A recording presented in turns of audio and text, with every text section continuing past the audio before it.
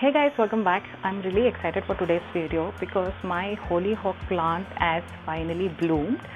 I've been waiting for this ever since I sowed them 5 months ago in the month of August, and I did wait patiently and finally it's giving me results. You get a huge variety of colors in hollyhock.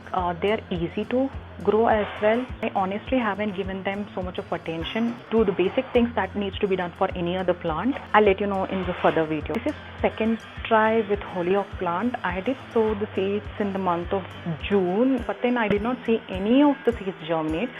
So I decided to buy new seeds from a different place. This time I got some seeds from Amazon. I planted about 2 to 3 seeds in the same pot because I wasn't expecting them to germinate. I do understand that hollyhock plant will need a lot of space. You can at most have one plant in a 10-inch pot. I didn't want to take the chance of moving them into a different pot because I really wanted them to grow. That's why I let them be in the same pot. And here it is. All the 3 of the seeds that I have sowed as grown really well, and one of them is blooming already. Coming to the soil, I have used the basic garden soil mixture that I use for most of the plants. I've added coco peat, manure and soil in equal proportion. Hollyhock will need moist soil throughout, so I'm watering them daily ever since I sowed them because they tend to absorb a lot of water, and since they'll be kept in direct sunlight, I need to water them daily, and I'm doing that as well. Hollyhocks do really great under direct sunlight. They need good amount of direct sunlight of at least 5 to 6 hours in a day. I am keeping this one here in the east balcony so that they get good amount of morning sunlight, and as well as the noon when the sun is moving towards south, there's sunlight during that time also, and easily 5 to 6 hours of sunlight is what they are enjoying right now. Now talking about fertilizing of hollyhock, I have fertilized them once in every month. But whenever they are in the blooming stage, that's when you spot some buds on them. You might have to increase the frequency of fertilizing.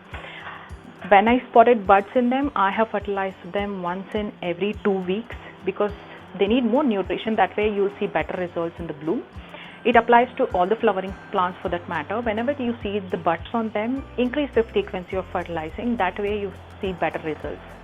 I'm using seaweed solution for most of the flowering plants because it's easy and convenient, and I've kind of become addicted to the liquid fertilizer. It's easy, you just have to dilute them with water and pour it into the pot, and as well as spray it onto the plant. It works easily. You could use any other fertilizer like compost, manure as well. Even that will work. Yes, but fertilizing them regularly is a must to see good bloom. There's also an interesting thing about hollyhocks that they are considered to be a symbol of fertility, abundance, prosperity. That's why a lot of people prefer to keep them at home.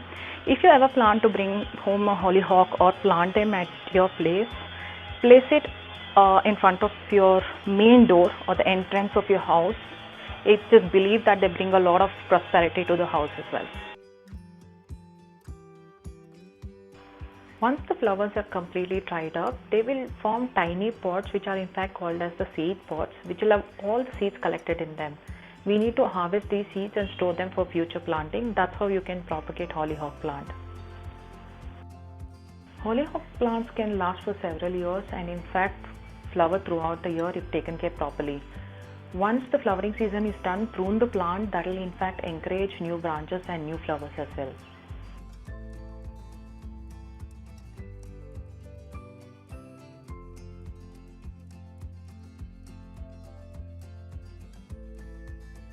So I hope you guys enjoyed today's short video on hollyhock plant. I'll see you all in the next video, maybe with new plant or new gardening tip. Until then, bye bye.